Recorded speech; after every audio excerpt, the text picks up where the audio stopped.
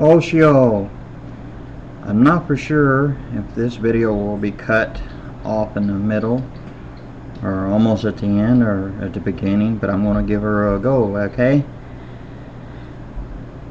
I wanted to read something to you, and because I wanted to pay a couple of people some honor in the Lord, okay? Now in Hebrews chapter 11, I'm reading from the NASB, okay? Verse 32 of the 11th chapter. And what more shall I say? For time will fail me if I tell of Gideon, Barak, Samson, Jephthah, of David and Shemuel and the prophets, who by faith conquered kingdoms, performed acts of righteousness, obtained promises, shut the mouths of lions, quenched the power of fire, escaped the edge of the sword, from weakness were made strong, became mighty in war, put foreign armies to flight.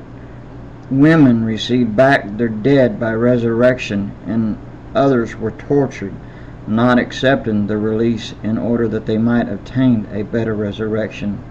And others experienced mockings and scourgings, yes, also chains and imprisonments.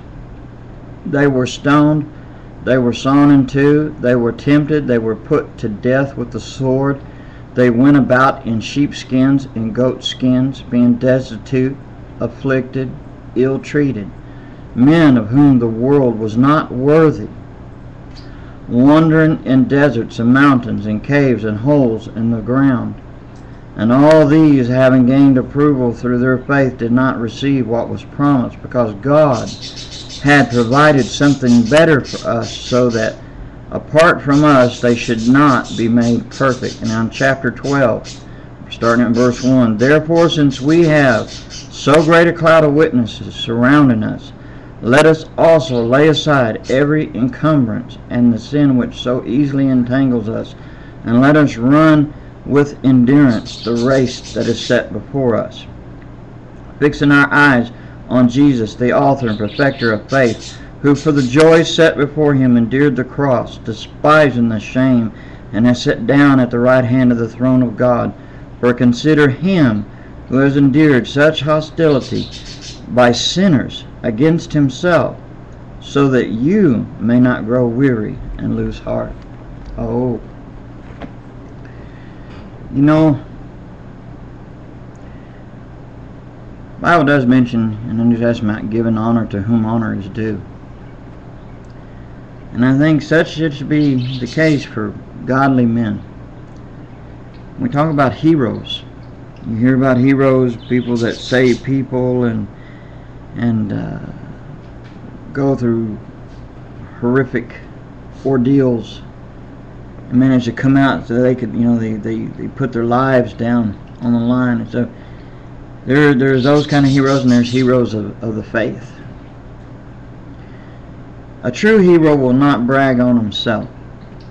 He is a humble person. He will not toot his own horn. First, amongst these heroes, these two particular heroes I want to honor.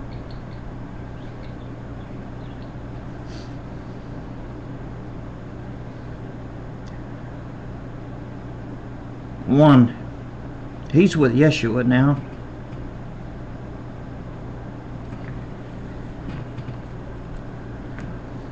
His name is Nathan Goss.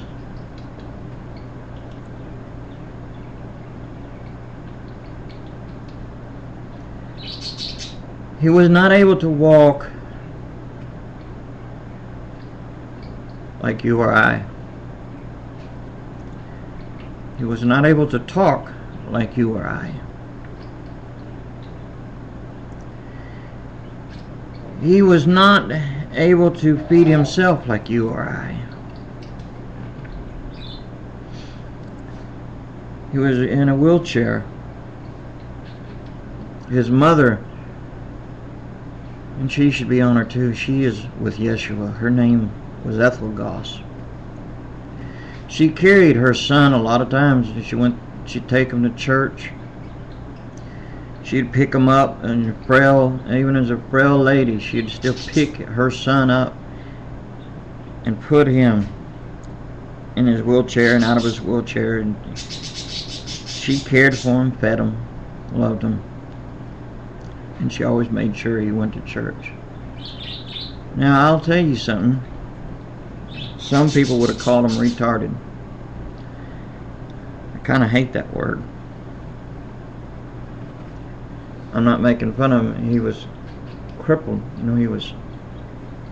They had to tie his in because, he'd move everywhere, and he couldn't keep his head still.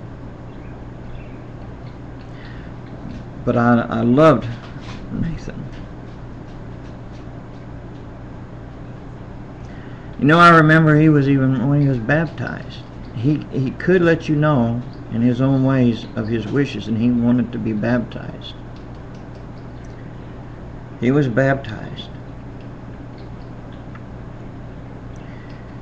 And you know what? He might not have done great deeds, but to me, that brother Nathan, what he didn't do is what he spoke in volumes. Just if you would have met him, you could see what I mean. He just,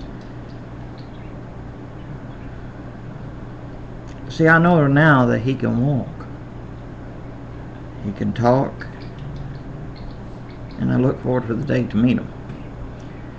And when I was a kid, I could remember I had loved Brother Nathan, and I remember when I got older, when he died, his body died, but he lives on, and he is in a better place.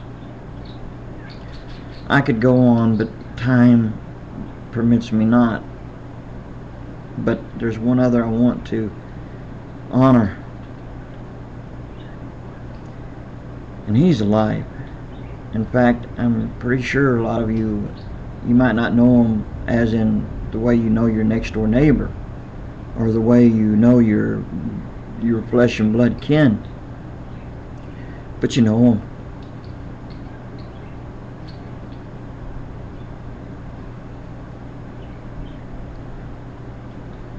Brother Charlie.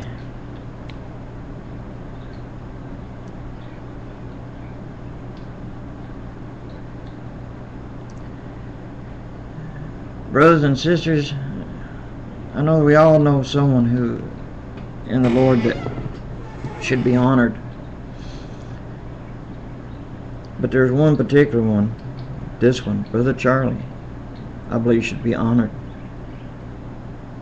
called Servant 29. Brother, you showed an example of humility.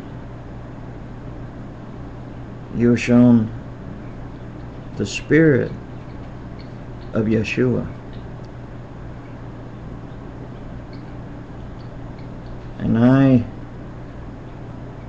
say, God bless you, brother. God bless you. God bless you. I think you're worthy of respect and honor. This is my feelings. This is my words. Continue to be a hero,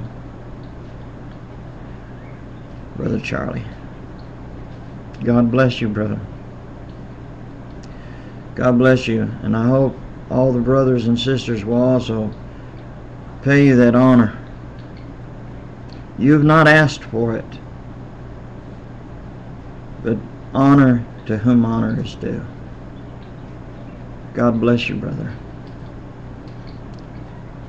Oh, Gugeo, God bless you. Shalom.